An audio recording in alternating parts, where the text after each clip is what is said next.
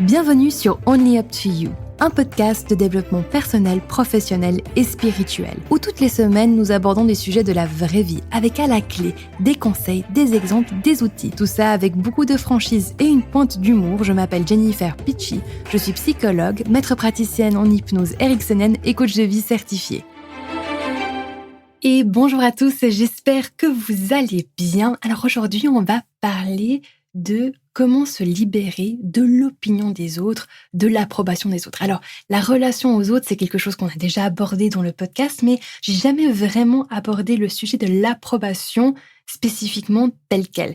Et du coup, c'est l'occasion. L'approbation des autres, c'est cette envie que l'on reçoive comme feedback de la part des autres que ce que l'on fait, ce que l'on pense, comment on est, comment on s'habille, comment on parle, comment on réfléchit, que c'est bien. Ce qui en soi est plutôt logique et naturel parce que c'est assez rare d'avoir des personnes qui se disent en fait, moi j'aime bien quand on me critique, j'aime bien quand on me dit que je fais que de la haine.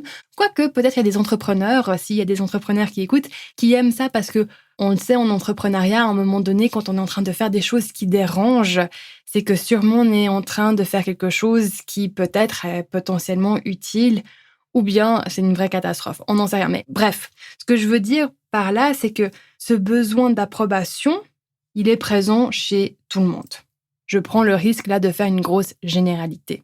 Ou en tout cas, le besoin d'approbation de la part de certaines personnes, si ce n'est pas du monde entier, mais de certaines personnes, est présent chez énormément de gens.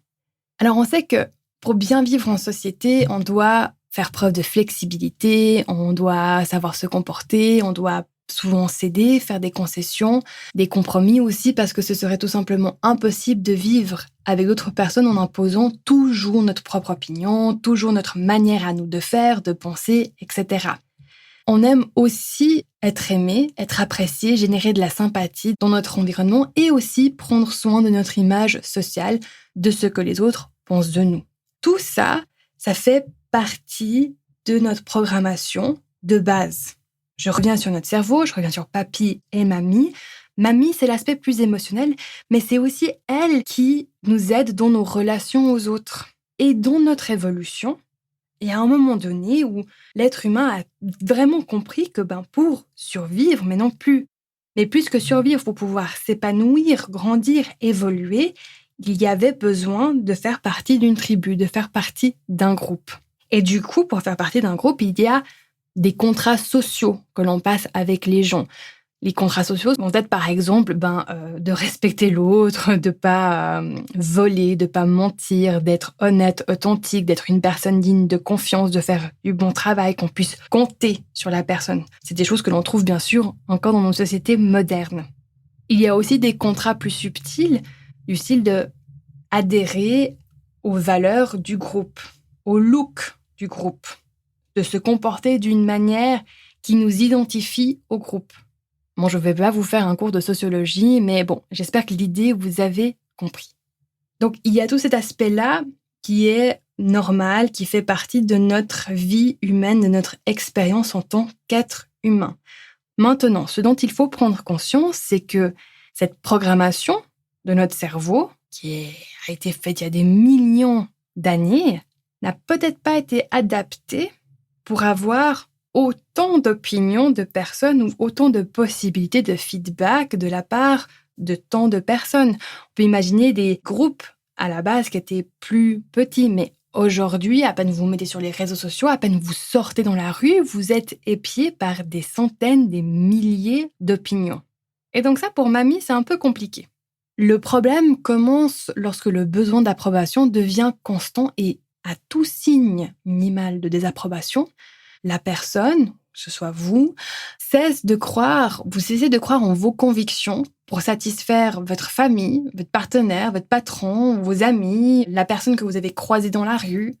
C'est là où ça devient problématique parce que, étant donné qu'il y a énormément de possibilités d'avoir un feedback sur l'opinion des autres à propos de nous-mêmes, à un moment donné, mamie, c'est déjà compliqué pour elle, mais elle ne va plus savoir comment, en fait, gérer le truc. Et ce qui va se passer, c'est qu'on va basculer dans une sorte de complaisance où on va commencer à censurer réellement nos envies, nos besoins, nos valeurs, pour complaire à un maximum de personnes. Sauf que, et vous le savez déjà, ce jeu-là, vous n'allez jamais y gagner quoi que ce soit. Vous allez surtout vous y perdre. Une psychothérapeute qui s'appelle Helen Strauss-Cohen a écrit que si nous essayons toujours de plaire aux autres, cela signifie que notre bonheur, notre épanouissement dépendent de sources extérieures. Ainsi, nous continuons à vivre une vie que nous ne voulons pas particulièrement, mais qui correspond à ce que les autres attendent de nous. À long terme, quiconque a ce besoin d'approbation cesse de prendre des risques, de tracer sa propre voie et de suivre son instinct. Et en raison de la peur du rejet et de la peur d'être jugé, la personne finit par perdre son individualité et vivre une vie qui n'est pas la sienne. Alors on a un petit peu le cul entre deux chaises, parce que d'un côté, il y a un besoin d'approbation qui est naturel, qui est normal, qui fait partie en fait de notre contrat humain. De l'autre côté, on sait pertinemment bien que l'on ne va pas pouvoir plaire à tout le monde, que si on essaye de faire cela à un moment donné, c'est notre individualité qu'on est en train de mettre à la poubelle, et que de toute manière, on va finir par être profondément insatisfait, malheureux, avoir l'impression qu'on s'est pris dans un piège où peu importe ce que l'on va essayer de faire, ça sera jamais assez, etc., etc., etc. Ce qu'on peut remarquer aussi dans ce besoin d'approbation, c'est que souvent, il y a aussi cette envie de faire plaisir à l'autre. Que les autres soient contents de nous, fiers de nous. Qu'on soit une source positive de joie, de bien-être. Mais vouloir toujours plaire aux autres, c'est épuisant. Et en fait, c'est comme s'il y a cette espèce de pression que l'on peut se mettre, qu'on est en quelque sorte responsable de si les autres vont bien ou non. Et si vous vous reconnaissez dans ce que je suis en train de dire là, écoutez bien parce que cette responsabilité, elle ne devrait jamais, jamais, jamais être la vôtre. Vous n'êtes pas responsable du bonheur des autres. Même si eux, ils croient que oui. Même si vous êtes imbriqué dans un schéma relationnel, que ce soit avec votre famille, vos amis, votre partenaire, vous n'êtes pas responsable du bonheur des autres. Ça ne veut pas dire que cela vous donne carte blanche et puis que vous pouvez faire vraiment n'importe quoi, puis faire des choses que vous savez va blesser intentionnellement l'autre personne. Mais que ce soit bien clair, le bonheur, la satisfaction, l'épanouissement d'une autre personne que vous ne dépend pas de vous. C'est à l'autre personne de prendre en main son bonheur, son épanouissement, de faire ce travail-là. Alors comment savoir si on compte sur l'approbation d'autres personnes?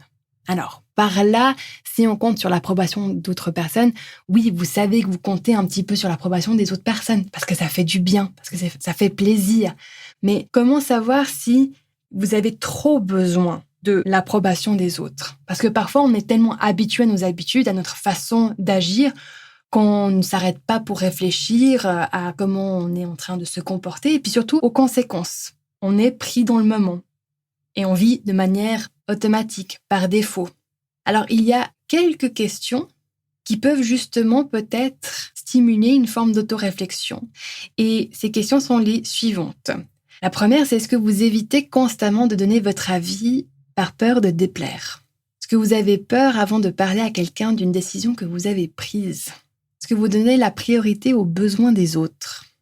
Est-ce que vous n'arrivez pas à dire non, même si vous savez que c'est quelque chose qui va à l'encontre de vos croyances, de vos valeurs, de vos disponibilités, de vos ressources? Est-ce que vous vous inquiétez trop de ce que les autres disent de vos vêtements ou de votre apparence? Est-ce que chaque jour, vous devez publier quelque chose sur votre vie, sur les réseaux sociaux? Est-ce que vous avez des difficultés à fixer des limites et à être direct ou à communiquer clairement, honnêtement et authentiquement? Alors, si vous avez répondu oui à beaucoup de ces questions, peut-être que justement, il y a ce travail d'autoréflexion qui doit être amené à pousser un petit peu plus loin. Puis si vous n'en souffrez pas encore, mais tant mieux. Tant mieux, ça veut dire que c'est maintenant que vous avez de l'énergie, des ressources pour commencer à modifier, à transformer en fait ces schémas. Parce que, comprenez-le bien, vouloir plaire à tout prix, c'est un apprentissage. Vous avez appris à vouloir plaire à tout prix. À un moment donné, dans votre passé, peu importe la situation, vous avez pris la décision que c'était bien de plaire. C'était une bonne stratégie. Et donc, du coup, vous avez appris comment le faire. Vous l'avez appris consciemment, vous l'avez appris par mimétisme. Peu importe, vous l'avez appris. Mais vous pouvez aussi désapprendre. Comment désapprendre ? Là, je vais vous donner 2-3 clés. Mais vous imaginez bien que peut-être, à un moment donné, il faut investir sur vous, vous offrir le cadeau de vous faire accompagner personnellement, que ce soit par un psychologue, un coach, un hypnothérapeute, peu importe ce qui vous convient, mais de vous faire ce cadeau, d'être accompagné durant ce processus, parce que c'est pas quelque chose que l'on enlève comme ça en un coup de baguette magique, c'est quelque chose qu'on doit apprendre, réapprendre, apprivoiser, et puis voilà. La première clé, c'est de se rappeler de ses valeurs et ce qui est réellement important pour soi. Et si ce qui est réellement important pour vous, c'est de faire plaisir aux gens et puis que tout le monde soit heureux et puis que vous vivez dans une bulle parfaite, j'ai envie de vous dire de prendre peut-être une petite dose de pragmatisme et de réalisme et d'identifier plus spécifiquement quelles sont les choses que vous avez vraiment envie de transmettre, de rayonner. On ne vit pas dans le monde des bisounours et des Polly Pocket. Par contre, on peut être un agent de bonheur, on peut être un agent de joie, mais c'est quelque chose d'intrinsèque, c'est quelque chose qui vient de vous et qui n'est pas dépendant justement de si les autres ils sont contents de comment vous vous êtes habillé, comporté, de ce que vous avez dit. Ensuite, c'est d'assumer la responsabilité de vos propres décisions et assumer les conséquences de vos erreurs et de vos succès. Parfois, quand on commence à réussir, à faire des choses que peut-être les gens nous disaient « Ah, mais non, c'est pas pour toi, t'es pas capable, etc. » Ces personnes-là risquent d'être énervées, en colère, ou de pas vous donner en fait d'encouragement, de vous soutenir. Et je connais des personnes qui, pour éviter l'inconfort de percevoir une forme de désapprobation parce qu'il n'y a pas cette reconnaissance de « Bravo, tu as bien fait », vont se saboter parce qu'elles vont se dire j'ai meilleur temps de continuer de me conformer, comme ça au moins je ne vais froisser personne. Je comprends, c'est naturel, même moi à un moment donné je me suis fait ces réflexions. Je dis est-ce que je fais bien de faire ça, etc. Je sors complètement du cadre, c'est pas comme ça qu'on devrait faire, c'est pas classique, mon comportement n'est pas classique. Qu'est-ce que les autres vont dire ? Mais au final, les autres, même si je faisais tout exactement comme eux, ils trouveraient encore un moyen de me critiquer parce que, voilà, les gens critiquent. Beaucoup de personnes critiquent. C'est un fait. Acceptez cela, acceptez cette part de réalité. Même si c'est pas une réalité qui vous plaît, même si vous avez envie de dire oui, mais c'est pas possible, on pourrait vivre dans un monde où on n'a pas besoin de critiquer, où on vit en harmonie. Oui, bien sûr. Et soyez agents de ce monde-là, mais n'attendez pas l'approbation des autres pour commencer à l'être. C'est pas parce que les autres vont vous critiquer que vous, ça doit vous empêcher de continuer de faire ce qui est juste pour vous, cohérent pour vous.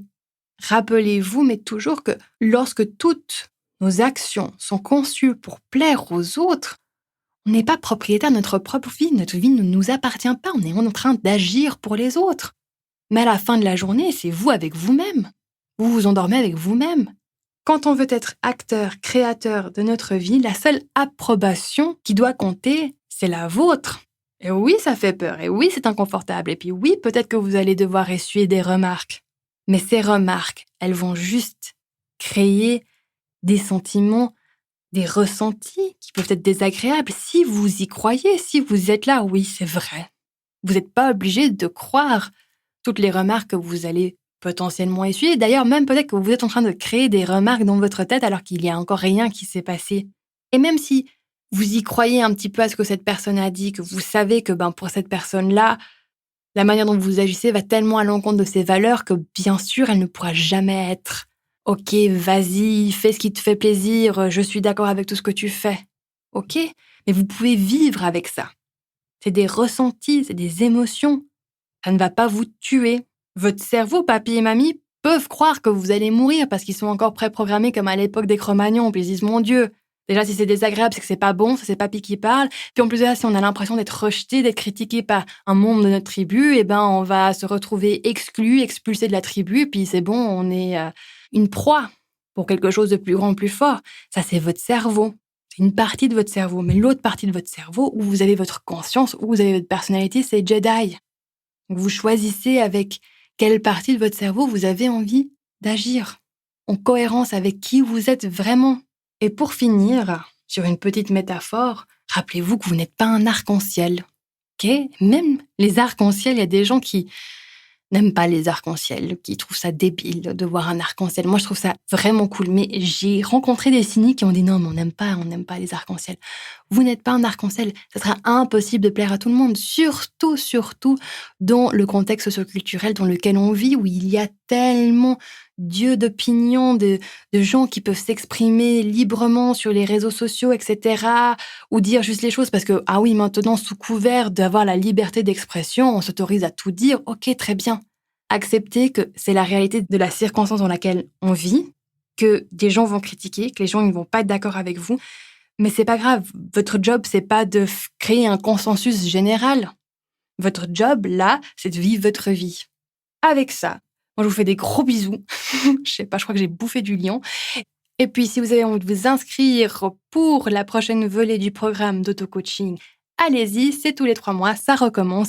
Si vous avez envie de prendre toute cette matière, de l'approfondir, d'aller plus loin, d'avoir des coups de boost comme ça de manière hebdomadaire, eh ben, venez, c'est avec plaisir que l'on se rencontre par téléphone ou par visioconférence, on en discute. Et puis voilà, moi je vous fais des gros bisous, prenez super soin de vous et je vous dis à la semaine prochaine.